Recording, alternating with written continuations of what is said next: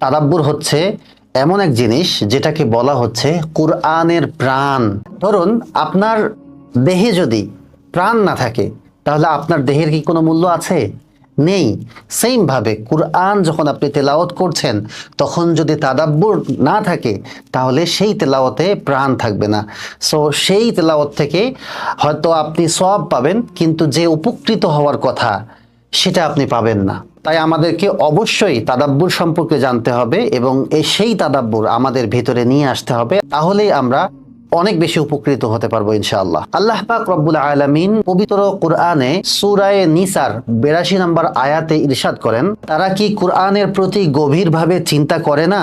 যদি এটি আল্লাহ ছাড়া অন্য কারো পক্ষ থেকে হতো তাহলে তারা এতে অনেক বিরোধাভাস খুঁজে পেত। এই আয়াত থেকে স্পষ্টভাবেই বোঝা যাচ্ছে যে কুরআন শুধু পড়ার বিষয় না, চিন্তা করার বিষয়, জীবনে প্রয়োগ করার বিষয়। আমরা দুইজন মানুষের এক্সাম্পল দিতে পারি। একজন মানুষ যে ব্যক্তি প্রতিদিন শুধু কুরআন পড়তেই থাকে, এই ব্যক্তি শুধু কুরআন তেলাওয়াতের জন্য সওয়াব পাবে। বাট আরেকজন ব্যক্তি যে কুরআন পড়ে, যতটুকু পড়ে বুঝে পড়ে এবং যখন কোনো আয়াত পড়ে বোঝার চেষ্টা করে যে এই আয়াতে আল্লাহ তাআলা যে বার্তাটা দিয়েছেন সেটা আমার জীবনের সঙ্গে কিভাবে রিলেট করতে পারি, সো যে এটা ভাবে সে মূলত তাদাব্বুরের সাথে কুরআন তেলাওয়াত করছে।